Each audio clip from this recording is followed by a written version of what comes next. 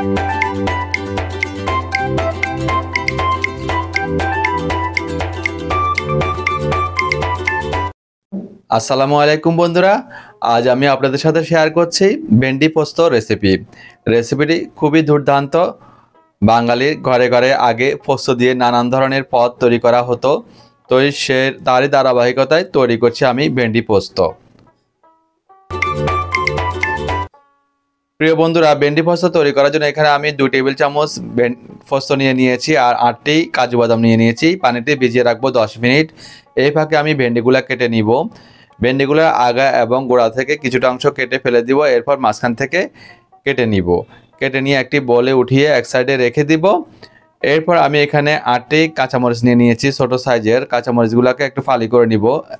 4টি লাল কাঁচামরিচ আর 4টি সবুজ কাঁচামরিচ নিয়েছি। একটি মাঝারি সাইজের টমেটো নিয়েছি। টমেটোগুলোকে ফালি করে কিউব করে নিয়ে একটি মিক্সিং গ্রাইন্ডারে দিয়ে ব্লেন্ড করে নিব, একটা পেস্ট তৈরি করে নিব।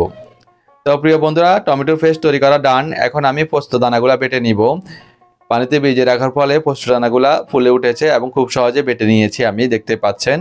এরপর আমি 8টি কাজু বাদাম বেটে নিব। কাজু বাদামগুলো একেবারে মিহি পেস্ট করে বেটে নিব আমি।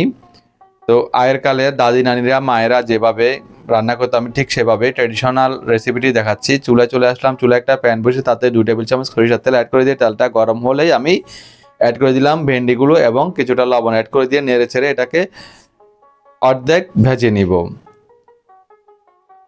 হাফ ফ্রাই করে নিব। তো চুলার ফ্লেমটা মিডিয়াম ফ্লেমেই আছে, আমি হাফ ফ্রাই করে নিচ্ছি। এরকম ভেন্ডির গায়ে দাগ কেটে গেলে আর ভেন্ডিটা একটু নরম প্রকৃতির হলে বুঝবেন এটা হাফ ফ্রাই হয়ে গিয়েছে। এখন আমরা তেলটা ঝরিয়ে বলে উঠিয়ে নিব ভেন্ডিগুলোকে।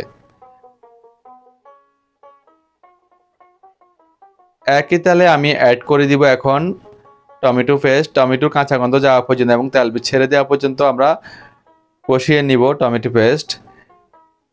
এরকম বুদবুদ উঠলে তেল ছেড়ে দিলে আমরা হাফ চা চামচ হলুদের গুঁড়ি, হাফ চা চামচ লাল মরিচের গুঁড়ি, হাফ চা চামচ গরম মশলা গুঁড়ি এবং কাঁচামরিচগুলো দিয়ে ভালো করে নেড়ে চেড়ে মিশিয়ে পানি দিয়ে দিব 2 টেবিল চামচ, দিয়ে ভালো করে মশলাটা কষিয়ে নিব তেল বের হয়ে আসা পর্যন্ত। তেলটা বের হয়ে এসেছে, এখন আমরা পোস্ত বাটা এবং বাদাম বাটা অ্যাড করে দিয়ে নেড়ে চেড়ে প্রথমে মিশিয়ে নিব। চুলার ফ্লেম মিডিয়াম টু লো ফ্লেমে আছে। তারপর আমরা 1/4 কাপ পানি দিয়ে দিব। পানি দিয়ে নেড়ে ছেড়ে মিশিয়ে নিব। মিশিয়ে নিয়ে আমরা তেল ছেড়ে দেওয়া পর্যন্ত কষিয়ে নিব। তেলটা ছেড়ে দিয়েছে, এখন আমরা হাফ ফ্রাই করা ভেন্ডিগুলো অ্যাড করে দিলাম, দিয়ে ভালো করে নেড়ে ছেড়ে মিশিয়ে নিব। আর মিশিয়ে নিয়ে আমি কুক করব 5 মিনিট। 5 মিনিট আমি কুক করেছি, দেখতে পাচ্ছেন গ্রেভিটা ঘন হয়ে গিয়েছে, তেলটাও ছেড়ে দিয়েছে। এখন আমরা চুলা থেকে নামিয়ে গরম গরম পরিবেশনে চলে যাব। খুবই ইজি, সহজ, কিন্তু রুটি, পরোটা, ভাত সব কিছুর সাথে ভীষণই মানানসই এবং খুবই টেস্টি। পোলাওর সাথেও আপনি খেতে পারবেন এই রেসিপিটি। ভীষণই দুর্দান্ত একটি রেসিপি শেয়ার করেছি, ঢেঁড়স পোস্ত। অবশ্যই বাসায় ট্রাই করবেন আর ট্রাই করে কমেন্টস করে জানাবেন কেমন হয়েছে। রেসিপিটি ফ্রেন্ডস অ্যান্ড ফ্যামিলির সাথে শেয়ার করে দেওয়ার অনুরোধ করছি। আর আমার চ্যানেলে যারা নতুন তারা আমার চ্যানেলকে সাবস্ক্রাইব করে নিয়মিত চ্যানেলের পাশে থাকবেন। আর পাশে থাকার বেল বাটন অল অপশনে ক্লিক করে দিবেন, তাতে করে নতুন নতুন ভিডিও আপলোড দিলে নোটিফিকেশন আপনাদের কাছে পৌঁছে যাবে। তো বন্ধুরা, আজ আর নয়, এখানে বিদায় নিচ্ছি। সবাই ভালো থাকবেন, সুস্থ থাকবেন। সময় পেলে আমার জন্য 2 হাত তুলে দোয়া করবেন। আল্লাহ হাফেজ।